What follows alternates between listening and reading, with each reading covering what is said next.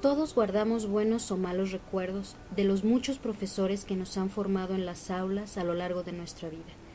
Desde la educación básica hasta la superior nos encontramos con distintas formas de enseñar y vamos desarrollando distintas formas de aprender. Pero, ¿cómo sabemos que realmente aprendimos? La respuesta más práctica, lógica y utilizada a esta pregunta es los exámenes. Esa palabra que generalmente provoca incomodidad y ansiedad nos hace poner atención a lo revisado en clase, a pedir apuntes faltantes, medimos lo que recordamos y lo que no recordamos, nos ponemos a repasar datos, fechas, nombres. Queremos memorizar la mayor cantidad de datos para el examen próximo, sin importar que después lo olvidemos. Todos apelamos a nuestra memoria, y no estamos equivocados. Confirmado está que sin memoria no hay aprendizaje.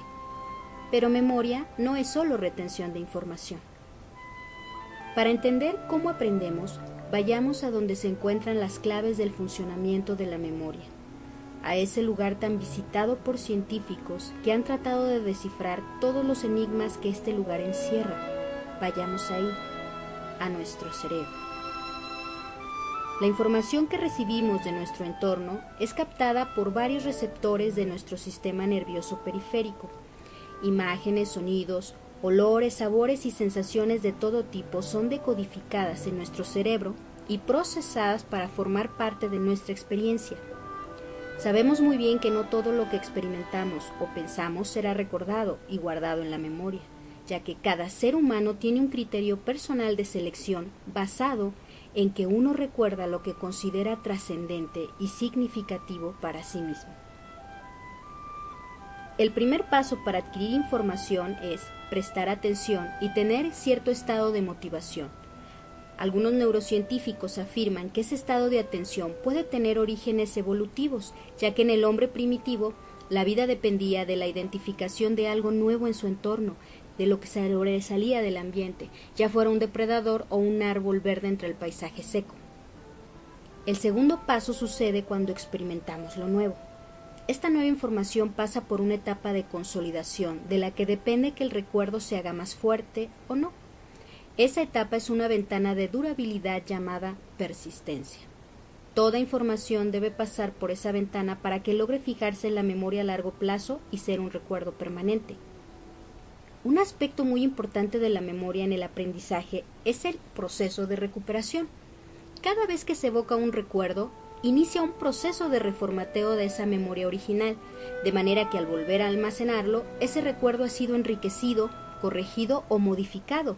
Es decir, la memoria se rehace constantemente y cuando eso sucede, se han creado nuevas redes neuronales que facilitarán la recuperación de esa información. Entonces, si un examen es asunto casi de vida o muerte para un estudiante y nuestro criterio de selección consciente lo pone como prioritario, ¿por qué a pesar del desvelo y las horas de repeticiones nuestra memoria nos falla? ¿Qué hace que cierta información pase por esa ventana? Nuevamente la neurociencia nos da la respuesta. Ahora sabemos que aquellos recuerdos cargados de emoción se guardan con mayor facilidad. Una neurocientífica investigadora llamada Lucía Graterón descubrió que todo aprendizaje implica una experiencia afectiva. Los centros nerviosos y los neurotransmisores que regulan la motivación y la emoción están involucrados en los procesos de aprendizaje. Solo podemos retener y aprender de aquello que nuestro cerebro pueda asociar a una emoción. Concluimos entonces que sin emoción no hay curiosidad, no hay atención, no hay aprendizaje y no hay memoria. Y no se trata de que el estudiante esté emocionado cuando estudia para un examen. Se trata de generar un grado de sintonía emocional acorde a la nueva información que le es presentada, de asociar emociones a la tarea en cuestión y en una intensidad adecuada.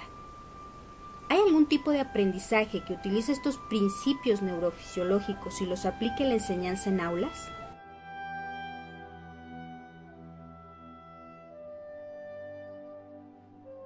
David Paul Ausubel, un cirujano neoyorquino que también fue psicólogo y pedagogo, creía que el conocimiento se debía a la interacción sujeto-objeto de la relación de la nueva información con lo previamente aprendido, y de la disposición del sujeto.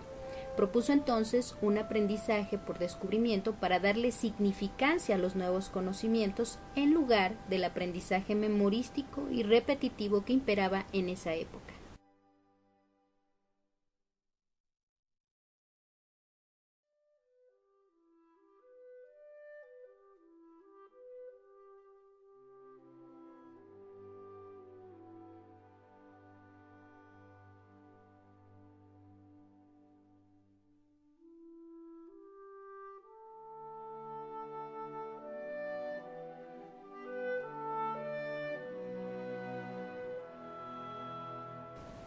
Procedimiento.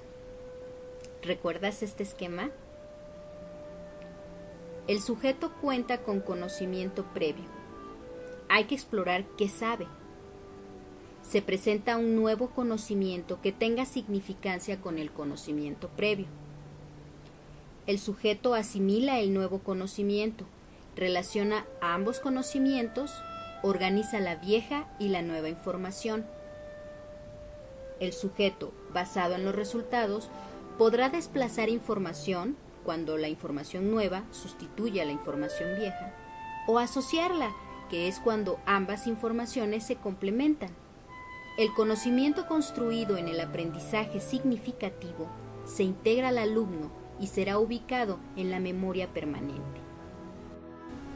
Un punto muy importante de inicio es el nivel de motivación y disposición en el estudiante. Es primordial que el docente sepa generar experiencias en el alumno que generen en este último el deseo de aprender, que despierten su curiosidad y lo mantengan atento. El docente puede y debe recurrir a estrategias didácticas y dinámicas antes, durante y después de la experiencia de aprendizaje, que mantengan el interés del alumnado, que les permita interactuar, socializar el aprendizaje y construir su propio conocimiento e interpretación de la realidad. Dichas estrategias deberán ser significativas, adecuadas al nivel del conocimiento previo. El alumno deberá ser motivado a pensar, a reflexionar, a opinar, a debatir.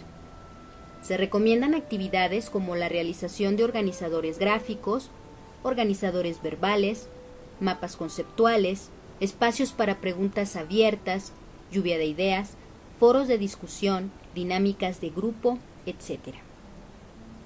La influencia de las emociones en el proceso de aprendizaje es consciente e inconsciente, por lo que los mensajes verbales y los no verbales del docente son muy importantes dentro del aula.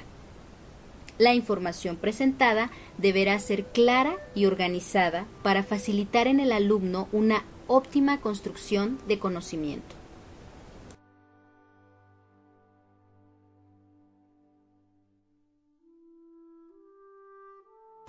El aprendizaje significativo es el que crea nuevas redes y sincronías a nivel cerebral, proceso por el cual se conectan los conocimientos y se actualizan.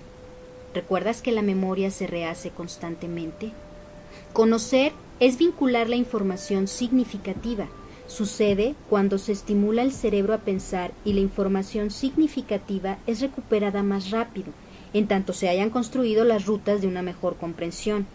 La más inmediata capacidad de interconexión neuronal facilita el proceso de pensamiento.